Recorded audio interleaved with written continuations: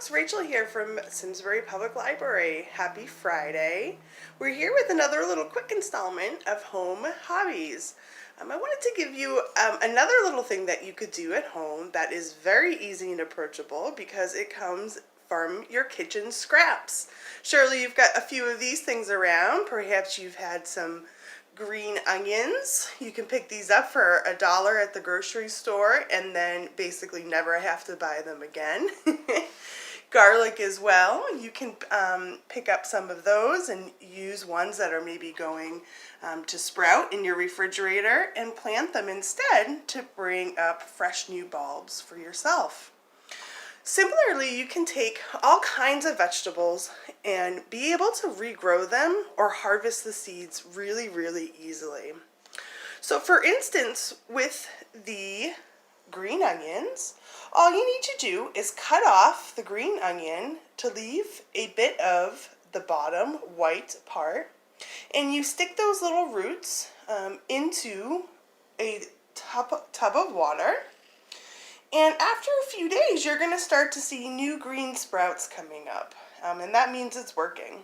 I tend to change the water every other day to keep it nice and cool and fresh. With garlic, what you want to do is break up these little bulbs. We're going to extract one of them. And once you have one of these guys, if yours hasn't gone to sprout yet, like mine did in the back of the refrigerator, just go ahead and soak that overnight in some water to help it get out. And then what you're going to do is plant this in some dirt a couple inches down with this part sticking up. And so once you stick that into the soil and keep this pretty well, but not well watered, but not soaking, put it in the sun and it will start to sprout.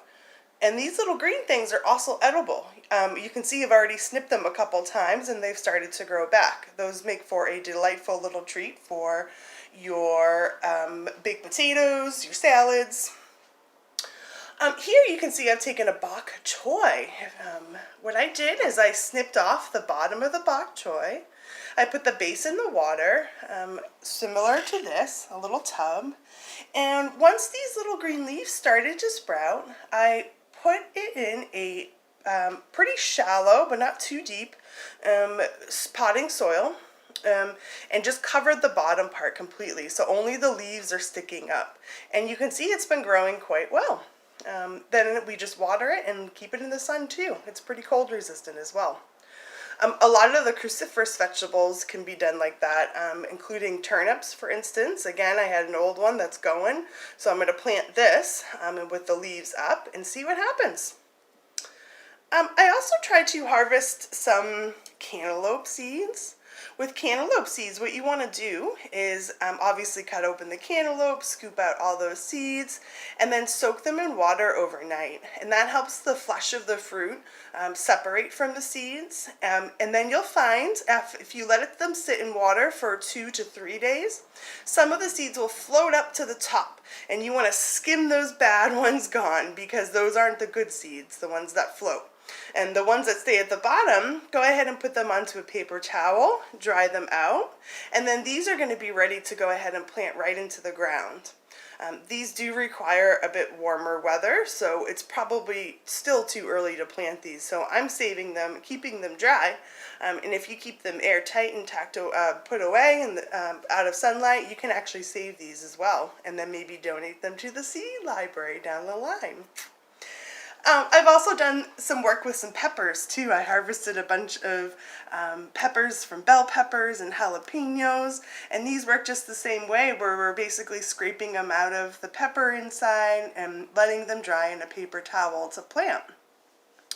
My next project is going to be trying to get this beautiful cabbage to grow anew.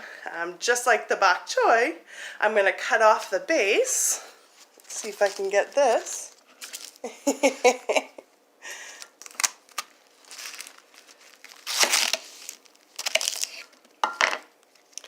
And just simply from that base piece, I can go ahead and stick that into some water, like we did with these guys. And we'll just put that base down, and eventually leaves are going to sprout through here. So if you're looking for something to do with your kitchen scraps and your different vegetables that are going bad in the refrigerator, before you toss them, see if there's something you can do to regrow them. And then you're going to have fruit or vegetables that you can keep watching and monitoring and taking care of. It gives you something really nice to do, something productive. And then eventually you're going to have some things to eat too, which is wonderful. Well, I hope you found this helpful to get your own little kitchen scrap garden going. Thank you for tuning in for Home Hobbies, and join us next Friday at noon or 12:30. Thank you.